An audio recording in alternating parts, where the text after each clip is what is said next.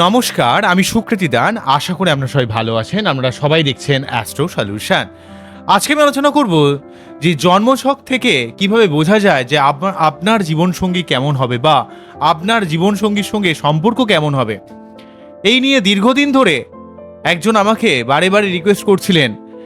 তো আমি বলছিলাম যে হ্যাঁ, অবশ্যই এই নিয়ে ভিডিও করব, কেননা বিবাহ সংক্রান্ত ব্যাপারে ভিডিও করতে গেলে অনেক মানুষই দেখেছি যে খুব একটা দেখেন না।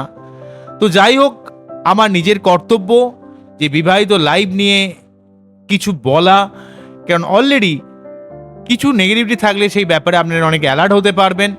তো সেই জায়গাগুলোকে আপনাদের কাছে ওভারঅলভাবে তুলে ধরার চেষ্টা করব। দেখুন, জীবনসঙ্গী কেমন হবে এটা বলাটা এতটা সহজ নয়, কারণ অনেকগুলো বিষয়ের উপর নির্ভর করে। তাই আমি মোটামুটি 6খানা পরপর নিয়ম এনেছি, যেগুলোর উপর বেশ করে আপনারা আপনাদের বৈবাহিক সম্পর্ক কেমন হবে বা বৈবাহিক জীবন কেমন হবে বা জীবনসঙ্গী কেমন হবে সেটাকে কিছুটা আঁচ কিন্তু পেতে পারেন। যদিও এটা কিছুটা পার্ট বলা যেতে পারে, কারণ আমি যদি টোটালি ভিডিও করি তা ঘন্টার পর ঘন্টা বকতে হবে। তাই মেন বেসিক বিষয়টা আপনাদের কাছে তুলে ধরার চেষ্টা করব, যাতে আলটিমেটলি আপনারা বুঝতে পারেন, জানতে পারেন বা শিখতে পারেন কিছু। তো প্রথমেই বলি যে বিবাহ সম্পর্কিত ব্যাপারে প্রথম নাম্বার 1 যে রুলের মধ্যে টোটালি 4খানা রুল থাকবে। প্রথম রুলের মধ্যে আমরা সপ্তম ভাব এবং সপ্তম পতিকে নিয়ে কথা বলবো, কেননা যেহেতু বিবাহ মানেই হচ্ছে সপ্তম ভাব এবং সপ্তম পতি এই অবস্থান, এবং সেই সার্বিকভাবে সেই ভাবটা কতটা স্ট্রং বা সেই ভাবপতির কতটা স্ট্রং, এর উপর বেশ করে প্রথম রুলে আমি আলোচনা করব, এবং এই রুলটাই সব থেকে বড় একটা পার্ট হয়ে রয়ে যাবে।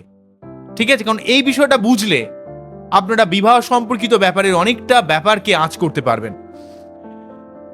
তাই আগে আপনারা দেখুন যে আপনার বাচ্চাটে লগ্নের এক্সপেক্টে সপ্তম ভাব কোথায় গিয়ে পড়েছে, এবং সেই ভাবের যে অধিপতি সেই জায়গাটাকে খেয়াল করুন। সেটাই হচ্ছে সপ্তম পতি, অর্থাৎ সপ্তম ভাব এবং সপ্তম পতিকে খেয়াল করুন। এবারে এই 1 নাম্বার রুলের আন্ডারে 4খানা রুল রয়েছে। প্রথমে বলবো যে আপনার বাচ্চাটে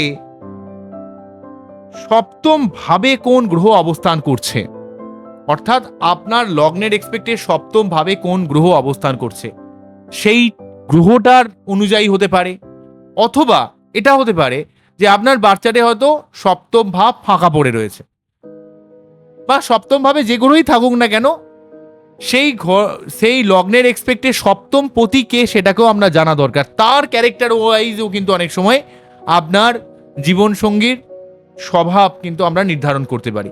তাই সপ্তম পতির ক্যারেক্টার ওয়াইজ হতে পারে, বা সপ্তম ভাবে কোন গ্রহ অবস্থান করছে সেই অনুযায়ী হতে পারে, বা সপ্তম পতি বাচ্চাটে কোন ঘরে বসে রয়েছে। ঠিক আছে, যেমন ধরুন সপ্তম পতি যদি কোনোভাবে নবম ভাবে চলে আসে, তাহলে তার কিন্তু বিবাহের পর ভাগ্যোন্নতি ঘটে।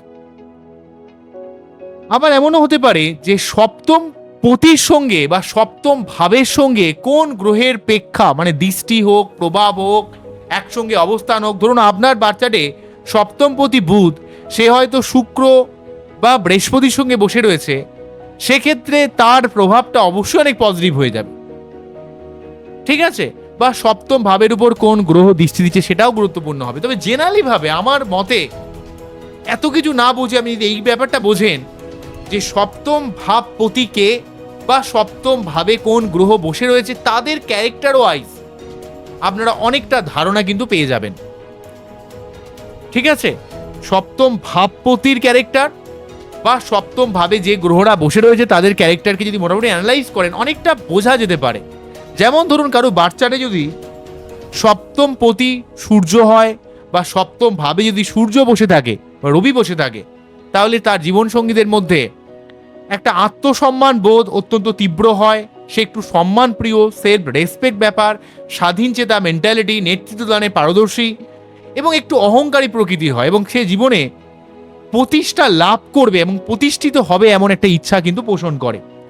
এবং সে একটু দানি, একটু জেদি, একটু নিজের মতো চলার মতো মেন্টালিটি এগুলো কিন্তু থাকবে, এবং তার মধ্যে একটা সেলফ রেসপেক্ট এবং একটু গর্ব বা অহংকারী ভাব এবং জীবনে বড় কিছু করার মতো মেন্টালিটি, এগুলো কিন্তু কারো বাচ্চাদের সপ্তম ভাবে রবি থাকলে বা সপ্তম পতি রবি থাকলে এই ব্যাপারটাকে ইন্ডিকেট করে। যে শুধুমাত্র যে এটা থেকে আমি সবকিছু বলে দেবো তা নয়, এটা কিন্তু একটা দৃষ্টিকোণ বলছি আপনাদের, বারে বারে বলছি যে এতটা সহজ হবে না জিনিসটা। সপ্তম পতি বা সপ্তম ভাবে যদি সূর্যের অবস্থান থাকে সেক্ষেত্রে আপনারা লাইফ পার্টনারের মধ্যে এই ব্যাপারটা দেখবেন। নেক্সট বলবো, যদি কারো বার্থ চার্টে সপ্তম পতি চন্দ্র হয়, বিশেষ করে যদি মকর লগ্ন হয় তাহলে সপ্তম পতি চন্দ্র হবে, বা সপ্তম ভাবে যদি চন্দ্র বসে থাকে, অর্থাৎ সপ্তম ভাব সংক্রান্ত ব্যাপারে বা সপ্তম পতি নিজে যদি চন্দ্র হয়, তাহলে চন্দ্রের যে ক্যারেক্টার একটু ইমোশনাল, একটু সেন্টিমেন্টাল, একটু সেন্সিটিভ, মুড খুব সুইং করে, একটু আবেগপ্রবণ হয়, বেশি দায়িত্ব নিতে পারে না, একটু দায়িত্ব নিতে অনীহা, কিন্তু অত্যন্ত পরিবার কেন্দ্রিক, স্নেহশীল, যত্ন করতে ভালোবাসে, কিন্তু দায়িত্বের ব্যাপারে একটু কিছুটা অনীহা দেখা যায়। অনেক সময় বেশি কথা বলে, বেশি ইমোশনাল হয়ে যায়, অত্যন্ত বেশি সেন্সিটিভ হয়ে যায়, অত্যন্ত বেশি মুডি হয়ে যায়, কিন্তু অনেক কঠিন মুহূর্তে সে খুব অস্থির হয়ে পড়ে। এই জায়গাটা কিন্তু সপ্তম পতি চন্দ্র, তার মানেই যে মকর লগ্নের ক্ষেত্রে সবসময় এমনই হবে তা নয়, বা সপ্তমভাবে চন্দ্র থাকলে এই ব্যাপারটাই ঘটবে তা নয়। এর মধ্যে অনেকটা কন্ডিশন রয়েছে যে আপনার লগ্নের এক্সপেক্টে সেই গ্রহটা সত্যি শুভ না অশুভ সেটাও দেখতে হয়, বা আপনাদের একাধিক গ্রহ যদি কোনোভাবে সপ্তম ভাবে চলে আসে তখন কিন্তু সেগুলো কিন্তু অনেকগুলো গ্রহের একটা কম্পাইল হবে। ঠিক আছে, ধরুন সপ্তম ভাবে বৃহস্পতি থাকলে তার একটা নর্মাল ফল, আবার বৃষ লগ্নের ক্ষেত্রে বৃহস্পতি সপ্তম ভাবে থাকলে, যেহেতু বৃষ লগ্নের ক্ষেত্রে সপ্তম ভাবে অষ্টমপতি বৃহস্পতি চলে আসছে, সেক্ষেত্রে সেই ফলের কিন্তু তারতম্য ঘটবে। অনেকগুলো ব্যাপারকে দেখতে হবে, শুধুমাত্র একটা ব্যাপার নিয়ে আমরা বলে দিলে হবে না। ঠিক আছে, তো যাই হোক, সপ্তম ভাবে মঙ্গল থাকলে কি ফল দেবে? সপ্তম ভাবে মঙ্গল থাকলে বা সপ্তমপতি মঙ্গল হলে সেটা বৃষ লগ্ন বা তুলা লগ্নের ক্ষেত্রে লাইফ পার্টনারের মধ্যে একটা জেদি, রাগী, লড়াকু মেন্টালিটি, মাথা গরম করে ফেলা, এবং সবসময় অত্যন্ত উদ্যমী, অত্যন্ত কর্মঠ, অত্যন্ত কর্মপ্রবণ, সবসময় একটা রাগ, জেদ, অ্যাগ্রেশন, চ্যালেঞ্জ নেওয়ার একটা ক্ষমতা রয়েছে, যে কোনো চ্যালেঞ্জ গ্রহণ করতে ভালোবাসে, একটু স্পষ্ট বক্তা এবং রুক্ষ প্রকৃতির হয়ে যায়, মাঝে মাঝে সত্যি কথা ডিরেক্টলি বলে ফেলে। এই ব্যাপার কিন্তু সপ্তমপতি মঙ্গল হলে বা সপ্তম ভাবে মঙ্গল অবস্থান করলে এই ব্যাপারটা আমরা দেখব। কারো বাচ্চারে সপ্তমপতি যদি বুধ হয়, অর্থাৎ আপনার যদি ধনু লগ্ন হয় বা মীন লগ্ন হয় তাহলে সপ্তমপতি বুধ হবে, অথবা যদি কারো বাচ্চারে সপ্তম ভাবে বুধ অবস্থান করে বা D9 চার্টে সপ্তম ভাবে বুধ অবস্থান করে, কোনোভাবে অবশ্যই যদি সপ্তম ভাব সংক্রান্ত ব্যাপারে যদি বুধের কোনো প্রভাব চলে আসে, সেক্ষেত্রে কি প্রভাব দেখব? যে লাইফ পার্টনারের মধ্যে একটা বাচ্চা সুলভ মেন্টালিটি, তার মধ্যে একটু ঘর গোছানোর প্রবণতা, তার মধ্যে অত্যন্ত বুদ্ধিমান, অত্যন্ত যুক্তিবাদী, এবং কমিউনিকেশন স্কিল অত্যন্ত প্রখর হয়, কোন জায়গায় কোন কথাটা বলতে হবে সেই ব্যাপারে সে অত্যন্ত পারদর্শী হয়, এবং তার মধ্যে একটা যে কোনো ব্যাপার, যে কোনো সমস্যা থেকে ইনস্ট্যান্ট বুদ্ধি খাটিয়ে সেখান থেকে বেরিয়ে আসার মতো অদ্ভুত ক্ষমতা থাকবে। কিন্তু একটু আপন ভোলা গোছে, নিজের মধ্যে থাকতে ভালোবাসে, বা একটু নিজের মতো করে বাঁচে, এবং একটু বাচ্চা সুলভ মেন্টালিটি, এই ব্যাপারগুলো কিন্তু থাকবে। তাই যতই তার বয়স হোক না কেন, তার সেই বয়সের ছাপ কিন্তু তার মধ্যে পড়বে না। ঠিক আছে, আবার যদি ধরুন কারো বাচ্চা যদি সপ্তম ভাবে বৃহস্পতি সপ্তমপতি হয় বা সপ্তম ঘরে যদি বৃহস্পতি দেব অবস্থান করে, তাহলে লাইফ পার্টনারের মধ্যে জ্ঞানী, উদারতা, আদর্শবাদিতা, একটু নীতি নৈতিকতা, আধ্যাত্মিক বা ধার্মিক চিন্তাধারার মেন্টালিটির মানুষ হন, এবং অনেক ক্ষেত্রে স্বাধীনচেতা হতে পারেন, পরিবারের প্রতি অত্যন্ত দায়িত্বশীল, পরামর্শদাতা। কিন্তু অ্যাকচুয়ালিভাবে এত কিছু হলেও সপ্তমভাবে বৃহস্পতিদেব সামাজিকভাবে ভালো হলেও সপ্তমভাবে বৃহস্পতিদেব কিন্তু লাইফ পার্টনারের সঙ্গে ফিজিক্যাল রিলেশনের দিক থেকে কিছুটা ডিস্টার্ব ক্রিয়েট করে, ফিজিক্যাল সম্পর্কের ব্যাপারে কিছু ডিস্টার্ব থাকে। আমি আগে যে উদাহরণটা বলছিলাম যে সপ্তমভাবে বৃহস্পতি জেনারেলভাবে কিন্তু ভালো, কিন্তু এটা মনে রাখতে হবে সপ্তম ভাব একটা মারক স্থান, তাই সপ্তম ভাবে সেই গ্রহটা কিছুটা একটু নেগেটিভ ফল দেয় মাঝে মাঝে। তো তার জন্য যদি সেই গ্রহটা সেই লগ্নের এক্সপেক্টে অশুভ গ্রহ হয়, ঠিক আছে, যেমন ধরুন তুলা লগ্নের ক্ষেত্রে কিন্তু বৃহস্পতি শুভ গ্রহ নয়, তাহলে তার সপ্তম ভাবে কিন্তু বৃহস্পতিদেব থাকলে ইন জেনারেল ভাবে যতটা শুভ ফল পাওয়া যায় ততটা শুভ ফল কিন্তু এখানে পাবেন না। বা বৃষ লগ্নের ক্ষেত্রে অষ্টমপতি এবং একাদশপতি হয়ে সপ্তম ভাবে থাকার জন্য অর্থের জন্য ভালো হলেও লাইফ পার্টনারের দিক থেকে কিছু ডিস্টারবেন্স তৈরি করে, সেক্ষেত্রে কিন্তু ফলের তারতম্য ঘটবে, যেহেতু লগ্নপতির মিত্র নয় বৃহস্পতিদেব। বা লগ্নপতির রেসপেক্টে বৃহস্পতি শুভ গ্রহ নয়, তার জন্য কিন্তু ফলের তারতম্য ঘটতে পারে। অন্যদিক থেকে ওর বাচ্চাটির সপ্তমভাবে শুক্রদেব অবস্থান করলে বা সপ্তম প্রতি শুক্রদেব হলে, মানে মেষ লগ্ন বা বৃশ্চিক লগ্নের ক্ষেত্রে, তার লাইফ পার্টনার যথেষ্ট সুন্দরী হয়, অত্যন্ত মানে লাইফ পার্টনার সুন্দর বা সুন্দরী যাই হোক না কেন, অপোজিট এর ক্ষেত্রে বলতে হবে, অত্যন্ত সেন্সিটিভ, অত্যন্ত রোম্যান্টিক, সৌন্দর্য প্রবণ, শিল্প সংস্কৃতির উপর একটা অগাধ আকর্ষণ থাকে, একটু ভোগবিলাসী হয়, সুন্দরভাবে সম্পর্ক বজায় রাখতে চেষ্টা করে। কিন্তু সপ্তমভাবে শুক্র থাকলে আপনাদের মধ্যে অত্যন্ত কাম প্রবণতা বা একটু বেশি এই ব্যাপারে একটু বেশি অবসেস থাকার একটা ব্যাপার কিন্তু ক্রিয়েট করে। এবং সপ্তমভাবে শুক্র থাকলে ইন জেনারেল ভাবে আপনার মধ্যে এক্সট্রা ম্যারিটাল অ্যাফেয়ার্স, ভুলভাল সম্পর্কের মধ্যে জড়িয়ে পড়ার ব্যাপার কিন্তু ক্রিয়েট করতে পারে। সপ্তমভাবে শুক্রদেব অ্যাকচুয়ালি লাইফ পার্টনার খুব সুন্দর দেখতে হয়, তার মধ্যে একটা অন্য লেভেলের রোম্যান্টিকতা, তার মধ্যে তার চোখের মধ্যে এক অন্য লেভেলের মাধুর্য আমরা কিন্তু দেখতে পাবো।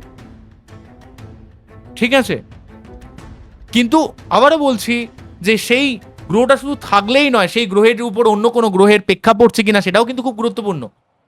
ঠিক আছে, শুক্র রয়েছে, তার উপর হয়তো দেখা যাচ্ছে শনি দৃষ্টি পড়ছে, তার উপর হয়তো দেখা যাচ্ছে রাহুর দৃষ্টি পড়ছে, সেক্ষেত্রে কিন্তু অবশ্যই ফলের তারতম্য ঘটবে। তো এগুলো অত্যন্ত গুরুত্বপূর্ণ হয়ে থাকবে। শুধুমাত্র একটা গ্রহের অবস্থান থেকে আমি চোখ বুজে বলে দিলাম যে হ্যাঁ খুব ভালো হয়ে গেল, তা নয় কিন্তু অ্যাকচুয়ালি। অন্যদিক থেকে আপনার বাচ্চাটির সপ্তম ভাবে শনি থাকলে লাইফ পার্টনার যে খুব সুন্দর দেখতে হয় তা নয়, কিন্তু লাইফ পার্টনার যথেষ্ট দায়িত্বশীল, অত্যন্ত পরিশ্রমী, অত্যন্ত কর্মঠ, অত্যন্ত ম্যাচিওর, অত্যন্ত দায়িত্বশীল, তার আবেগ প্রকাশে কিছুটা সংযত হয়। সম্পর্ক অবশ্যই একটা স্থায়িত্ব আসবে সম্পর্কের মধ্যে, এবং সে যথেষ্ট পরিশ্রম করে ফ্যামিলিকে বা পরিবারকে একটা ধরে রাখার এক অদ্ভুত ক্ষমতা থাকবে সপ্তম ভাবে শনি থাকলে। কিন্তু মনে রাখতে হবে যে সপ্তম ভাবে শনি থাকলে একটু বিবাহ একটু বিলম্ব হতে পারে, বা দূরে বিবাহ হতে পারে, বা একটু নিচ সম্প্রদায় বিবাহ হতে পারে, বা লো কাস্টে বিবাহ হতে পারে, এই ধরনের ব্যাপার কিন্তু ক্রিয়েট করতে পারে। কিন্তু লাইফ পার্টনার যথেষ্ট বিশ্বাসী হবে, সে আপনাকে প্রোটেক্ট করবে, সে আপনাকে ভালোবাসবে, তার দিক থেকে সে কিন্তু আপনাকে সব দিক থেকে ধরে রাখবে। এই ধরনের একটা ব্যাপার কিন্তু সপ্তম ভাবে শনি থাকলে ক্রিয়েট করে। সপ্তম ভাবে রাহু থাকলে কি ধরনের ফল দেয়, বা সপ্তম ভাবে বা D9 চার্টে যদি সপ্তম ভাবে রাহু থাকে, তাহলে আপনার ইন্টারকাস্ট ম্যারেজ বা লো কাস্টে ম্যারেজ, বা বিদেশে বা ভিন্ন সংস্কৃতির সঙ্গে যুক্ত কোনো মানুষের সঙ্গে আপনার সম্পর্ক বা বৈবাহিক সম্পর্কে আবদ্ধ হওয়া, কেউ কোনো বিদেশিকে তো বিয়ে করলো, অন্য কোনো কাস্টের বা অন্য কোনো জায়গার, যেখানে সমস্ত তার সার্বিক সাংস্কৃতিক দিক থেকে তার কালচার আলাদা পুরো সম্পূর্ণ দেখা যায় অনেক সময়, যে কোনো বাঙালি হয়ে হয়তো কোনো মাদ্রাসি কাউকে বিয়ে করলো, বা কেউ হয়তো মারাঠি কাউকে বিয়ে করলো, এই যে তার অন্য একটা কালচারে তার বিয়ে হচ্ছে। তো এই ধরনের ব্যাপার ভিন্ন কোনো সংস্কৃতির সঙ্গে যুক্ত হচ্ছে, একটু লাইফ পার্টনার একটু ব্যতিক্রমী চিন্তাধারার হয়, জীবনে অপ্রত্যাশিত পরিবর্তন ঘটে।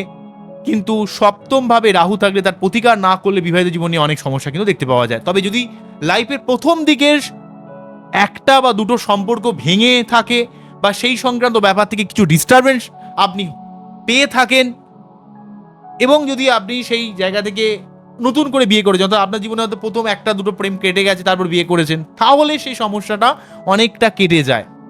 ঠিক আছে, বা হয়তো দেখা গেল আপনি ভালোভাবে প্রতিবিধান করেছেন, বা মোটামুটি 28-30 বছর বয়সের পর বিয়ে করেছেন, সেক্ষেত্রেও কিন্তু সপ্তম ভাবে রাহুর নেগেটিভ প্রভাব কিন্তু অনেকটা কমে যায়। তবে সপ্তম ভাবে রাহু কিন্তু মাঝে মাঝেই ভুলভাল সম্পর্কে ডুবে যাওয়ার একটা ব্যাপার, একটু এক্সেসিভ কামুকতার ভাবও কিন্তু ক্রিয়েট করে। কিন্তু আপনাকে একটু এই ব্যাপারে কনসাস হতে হবে, কারণ সপ্তম ভাবে রাহু থাকা মানেই আপনার মনের মধ্যে ইলিউশন, ভ্রম তৈরি করে। সম্পর্ক কেন্দ্রিক জায়গায় আপনি সম্পর্কের মর্যাদায় যেন কোথাও ভুলে যান, বা আপনার সম্পর্ক কেন্দ্রিক ব্যাপারে কিছু ডিস্টারবেন্স তৈরি করে। তাই অবশ্যই সপ্তম ভাবে রাহু থাকলে এই ব্যাপারে আমাকে সাবধান হতে হবে। অন্যদিক থেকে সপ্তম ভাবে কেতু থাকলে কি ধরনের ফল দেয়, বা সপ্তম D9 চার্টে যদি সপ্তম ভাবে কেতু থাকে, লাইফ পার্টনারের মধ্যে একটা আধ্যাত্মিকতা, অন্তর্মুখিতা, রহস্যময়ী বা একটা রিসার্চ রিলেটেড কোনো মাইন্ড বা গবেষণা মনস্ক মাইন্ড তাদের মধ্যে কিন্তু অবশ্যই থাকবে। সে যদি আধ্যাত্মিক হয়, প্রচণ্ড লেভেলের আধ্যাত্মিক হবে, তার মধ্যে একটা অত্যন্ত ইন্ট্রোভার্ট ব্যাপার থাকবে, একটা অন্তর্মুখিতা ব্যাপার থাকবে, তার মধ্যে যে কোনো বস্তুগত আকর্ষণ তার মধ্যে কিন্তু থাকবে না। সম্পর্ক গভীর হলেও সে কিন্তু খুব একটা আবেগ প্রকাশ করতে পারে না। তবে সপ্তম ভাবে কেতু থাকলে আপনার জীবনে সম্পর্ক সংক্রান্ত ব্যাপারে এক অদ্ভুত এক্সপিরিয়েন্স আপনাকে গ্যাদার করতে হবে। তবে যদি আপনার জীবনে কিছু এক্সপিরিয়েন্স গ্যাদার করে থাকেন প্রথম জীবনে, তাহলে সম্পর্কের দিক থেকে অবশ্যই আপনি অনেকটা নেগেটিভিটিকে কাটিয়ে তুলে আপনি ভালো ফল পাবেন। তবে লাইফ পার্টনারের মাঝে মাঝে শারীরিক অসুস্থতা, কিছুটা যৌন সুখের হানি ঘটে। তবে লাইফ পার্টনার আপনাকে নিঃস্বার্থভাবে ভালোবাসলে লাইফ পার্টনারকে, তাহলে কিন্তু আপনার বৈবাহিক জীবনের সার্বিক সমস্যা কেটে যাবে এবং লাইফ পার্টনারকে মর্যাদা দিলে আপনার বৈবাহিক সম্পর্ক ভালো হবে। কারণ কেতু মানে হচ্ছে চাইছে যে আপনি নিঃস্বার্থে জিনিসটা করুন, তবেই আপনাকে সেই জায়গা থেকে ফল দেবেন। তাই সপ্তম ভাবে কেতু থাকলে লাইফ পার্টনারকে যদি ভালোবাসেন, তাকে যদি ফিল করেন, তার স্যাক্রিফাইস, তার মূল্য বা তার গুরুত্বকে যদি ফিল করেন, তাহলে আপনার জীবনে বিবাহিত জীবন অবশ্যই ভালো হবে। কিন্তু সপ্তম ভাবে কেতু থাকলে মাঝে মাঝে লাইফ পার্টনারের থেকে একটু দূরে থাকা, ফিজিক্যালি বা মেন্টালি ভাবে, হয়তো কাজের সূত্রে আপনাকে দূরে থাকতে হলো, অথবা তার মাঝে মাঝে শরীর টরীর খারাপ হওয়ার জন্য তাকে হয়তো একটু তার বাপের বাড়িতে চলে যেতে হলো, বা কোনোভাবে তার থেকে একটু মানে একটা বিচ্ছিন্ন হতে বাধ্য করে সপ্তম ভাবে কেতু থাকলে। সপ্তম ভাবে কেতু কিন্তু মাঝে মাঝে একটু মাঝে মাঝে সেখান থেকে দূরত্ব তৈরি করে, বা মাঝে মাঝে বিনা কারণে একটু মনোমালিন্য হয়ে গেল। তবে এই ধরনের সমস্যাগুলো কোনো সমস্যাই নয় যদি আপনি 28-30 বছর বয়সের পর বিয়ে করেন, বা আপনার জীবনে সম্পর্ক সংক্রান্ত একাধিক এক্সপিরিয়েন্স হয়ে থাকে প্রথমে, তাহলে কিন্তু সমস্যাগুলো আপনার জীবনে অনেকটা কেটে যাবে। কারণ আপনি অলরেডি ব্যাপারটা বুঝে গেছেন, বা আপনার জীবনে যে নেগেটিভিটিটা ছিল সেগুলো পুরনো সম্পর্কের মধ্যে সেই জিনিসটা বেরিয়ে গেছে। ঠিক আছে? কিন্তু কেতু মানেই কিন্তু এক কথায় বলতে গেলে কেতু অবশ্যই লাইফ পার্টনার অনেক আধ্যাত্মিক হবে, অন্তর্মুখী হবে, সে অত্যন্ত ট্যালেন্টেড হবে, সে অত্যন্ত ভালোবাসবে, কিন্তু সে তার মত প্রকাশ করতে পারে না, সে বুঝতে পারে না তার কি করা উচিত। তাই আপনি যদি তাকে ফিল করেন, তাকে ভালোবাসেন, তাকে প্রোটেক্ট করেন, তাহলে ধীরে ধীরে কিন্তু সম্পর্কটাকে আরো বেশি দৃঢ় হবে, আরো বেশি মজবুত হবে, এবং সে তখন যে সম্পর্কটা তৈরি হবে সেটা এক অন্য লেভেলের, আধ্যাত্মিক লেভেলের একটা ডিভাইন পাওয়ার যুক্ত এক সম্পর্ক, যেটা অন্যভাবে তৈরি হবে। ঠিক আছে? রাহু থাকলে অত্যন্ত নেগেটিভ বরং সেই তুলনায়, কিন্তু কেতু কিন্তু যদি আপনি সেই জিনিসটাকে নিঃস্বার্থভাবে জিনিসটাকে ফিল করেন, কারণ অলরেডি শুধুমাত্র যে দৈহিক সম্পর্ক নয়, সেটাকে অ্যাকচুয়ালি মেন্টালিটি লেভেলের ডিভাইন লাভ যেটাকে বলা হয়, সেই জায়গাটা যদি ফিল করেন, তাহলে আপনার কেতু সপ্তম ভাবে যথেষ্ট পজিটিভ ফল দেবে। তবে লাইফ পার্টনারের মাঝে মাঝে শারীরিক অসুস্থতা, শারীরিক দুর্বলতা, মানসিক চাপ, এগুলো কিন্তু মাঝে মাঝে ফেস করতে হয়। নেক্সট নাম্বার 2 যেটা বলবো সেটা হচ্ছে D9 চার্ট। আপনারা যেমন এই বিষয়গুলোকে দেখবেন, তেমন আমরা চলে আসবো D9 চার্টকে আমাদের অবশ্যই কিন্তু দেখতে হবে।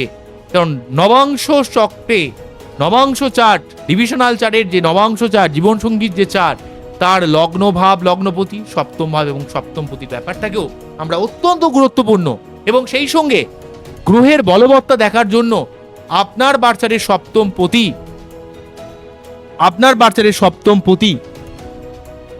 অর্থাৎ D1 চার্টের সপ্তম পতি D9 চার্টে কোথায় বসে আছে, কোন রাশিতে বসে আছে, সেই জিনিসটাও অত্যন্ত গুরুত্বপূর্ণ হয়ে দাঁড়াবে।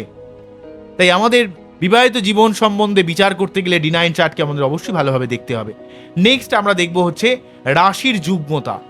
যদি কোনোভাবে আপনার সপ্তম পতি কোনো যুগ্ম রাশিতে, মীন রাশি বা হয়তো মিথুন রাশি বা কোনোভাবে কন্যা রাশি, এই সংক্রান্ত রাশিতে বিশেষ করে মীন বা মিথুনে বসে থাকে, তাহলে কিন্তু একটু বিবাহিত জীবনে কিছু ডিস্টারবেন্স তৈরি হতে পারে। তার জন্য কিন্তু আপনাদের অবশ্যই সঠিকভাবে প্রতিবিধান করতে হবে। বা সপ্তম পতি কোন কোন গ্রহের সঙ্গে যুক্ত হয়ে অবস্থান করছে সেটাও খুব গুরুত্বপূর্ণ। সেই ক্যারেক্টারটাও কিন্তু আপনার জীবন সঙ্গীর মধ্যে একটা প্রতিফলিত হয়। যেমন ধরুন আপনার বাচ্চারা দেখা গেল যে হয়তো সপ্তম পতি বুধ, তাই সে কিন্তু শুক্র বা চন্দ্রের সঙ্গে বসে আছে, তাহলে অবশ্যই লাইফ পার্টনারের মধ্যে একটা সেন্টিমেন্টাল, সেন্সিটিভ, রোম্যান্টিক ভাব, এবং তার মধ্যে একটু আর্টিস্টিক চিন্তাধারা, তার মধ্যে ইনটিউশন ক্ষমতা, তার মধ্যে আধ্যাত্মিকতা, ভালোবাসা, অর্থাৎ শুক্রের পাওয়ারটাও আসবে, রোম্যান্টিকতা, ভালোবাসা, আপনাকে আগলে রাখা, এই যে একটা ব্যাপার, এবং চন্দ্রের পাওয়ারটা যে অত্যন্ত সেন্সিটিভ ভাব, ইমোশনাল ভাব, মুডি একটা ভাব, এই ব্যাপারটা, এবং সেই সঙ্গে একটা শিল্পী সত্তা যে গুণ, সেই ব্যাপারটা বা আর্টিস্টিক মেন্টালিটি, সেই জায়গাটাও কিন্তু চলে আসবে। ঠিক আছে? অর্থাৎ সপ্তমপতি যে যে গ্রহের সঙ্গে অবস্থান করছে সেই জায়গাটাও কিন্তু অনেক সময় দেখতে হয়। নাম্বার 4 যেটা বলবো, ছেলেদের বৈবাহিক সম্পর্ক বিচার করতে গেলে আমরা অবশ্যই শুক্রের অবস্থানকে আগে দেখব। শুক্রের অবস্থানের সঙ্গে, কারণ শুক্রই কিন্তু ছেলেদের বিবাহিত জীবনের লাইফ পার্টনারকে কারক। তাই কারণ কারক গ্রহ যদি ঠিক থাকে, আপনার জীবনে যতই সমস্যা থাকুক না কেন সে কিন্তু অনেকটা কাটিয়ে দেবে। তাই শুক্রদেব এবং সেই সঙ্গে বৃহস্পতির অবস্থানকে আমরা দেখব। মেয়েদের ক্ষেত্রে বিবাহের কারক হচ্ছে মঙ্গল, কারণ মঙ্গল হচ্ছে তার বিবাহিত জীবনকে অনেকটা প্রোটেক্ট করে, অনেকটা ভালো রাখার চেষ্টা করে, এবং সেই সঙ্গে আমরা দেখব বৃহস্পতির অবস্থান। তাই ছেলেদের ক্ষেত্রে শুক্র বৃহস্পতি, আর মেয়েদের ক্ষেত্রে মঙ্গল এবং বৃহস্পতি, এই জায়গাগুলোকে আমরা দেখব। নেক্সট আমরা দশা অন্তর্দশা দেখতে পারি, গোচর দেখতে পারি, এই ব্যাপারগুলো। দশা অন্তর্দশা কোন দশা পারমিট করছে, ঠিক আছে, আপনার সপ্তম D9 চার্টের সপ্তম পতি বা আপনার লগ্নে যে গ্রহ বা লগ্নপতি বা রাশিপতি, লগ্নপতি মানে D9 চার্টের লগ্নপতি বা সপ্তমপতি বা এই লগ্ন সপ্তমে যে সমস্ত গ্রহগুলো বসে রয়েছে তাদের যে দশা, সেই দশাকাল যখন চলবে তখন কিন্তু আপনার বিবাহের সম্ভাবনা ক্রিয়েট করে। আবার আপনার গোচর অনুযায়ী, ধরুন সপ্তম ভাবের উপর দিয়ে বৃহস্পতি পাশ করে গেলে, বা লগ্ন দিয়ে বৃহস্পতি পাশ করে গেলে, বা পঞ্চম দিয়ে বৃহস্পতি পাশ করে গেলে, সেক্ষেত্রে কিন্তু বিবাহের সম্ভাবনা ক্রিয়েট করে। বা লগ্নপতি পাশ করে গেলে, বা শুক্র পাশ করে গেলে, সেগুলো কিন্তু দেখতে হবে, ঠিক আছে। এই বিভিন্নভাবে আমরা কিন্তু বৈবাহিক জায়গাগুলোকে আমরা সার্বিকভাবে প্রতিকার প্রতিবিধান করার মাধ্যমে অনেকটা পজিটিভ করতে পারি। এমনকি বার্থ চার্টে নেগেটিভ দোষের কথা আমরা অনেক সময় দেখি না। বিবাহিত ব্যাপারটা দেখতে গিয়ে অনেক সময় চন্দ্র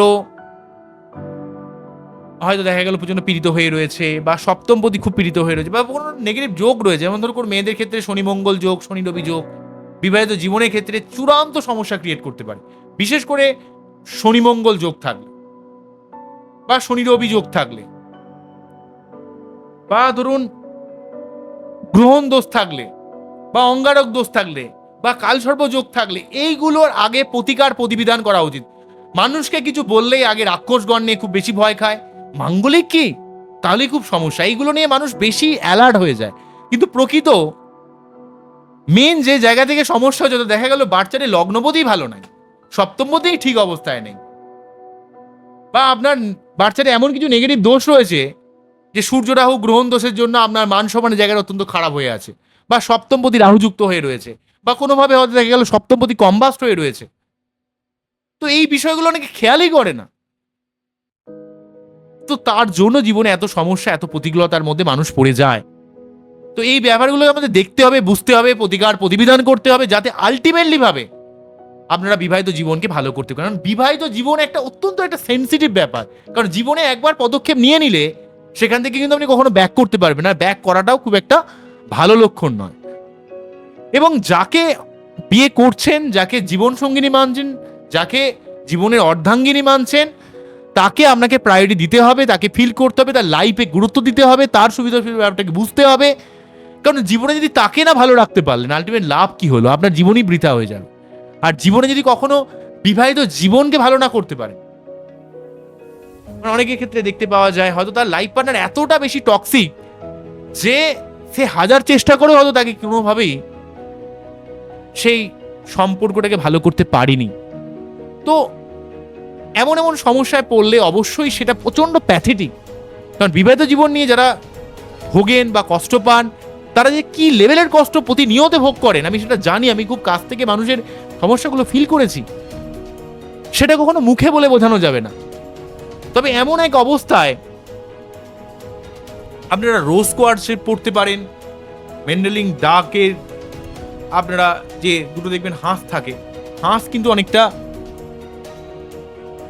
ডিভাইন লাভ বা লাভের যে পিউরিটি অফ লাভ যেটা হয় না, সেটার একটা প্রতীক হিসেবে মানা হয়। বা আপনারা ক্রিস্টালের বল ঝোলাতে পারেন, বা শুক্রের মন্ত্র পাঠ করতে পারেন ছেলেদের ক্ষেত্রে। এবং মেয়েদের ক্ষেত্রে বিবাহিত জীবনকে ঠিক করার জন্য, মঙ্গলের জন্য প্রতি মঙ্গলবার 3 বার করে হনুমান চল্লিশা পাঠ করা বা মঙ্গলের মন্ত্র পাঠ করা, এগুলো অত্যন্ত গুরুত্বপূর্ণ হয়ে দাঁড়ায়। বিশেষ করে ছেলেদের ক্ষেত্রে বিবাহিত জীবনকে ঠিক করতে গেলে শুক্রের যে মন্ত্র পাঠ এবং মেয়েদের সম্মান দেওয়া, মেয়েদের ব্যাপারটা ফিল করা। তার মানে সম্মান দেবেন মানে যে সবাইকে একবার চোখ অন্ধভাবে বিশ্বাস করবেন তা বলছি না। অবশ্যই আপনাকে বুঝতে হবে, আপনাকে অ্যালার্ট থাকতে হবে।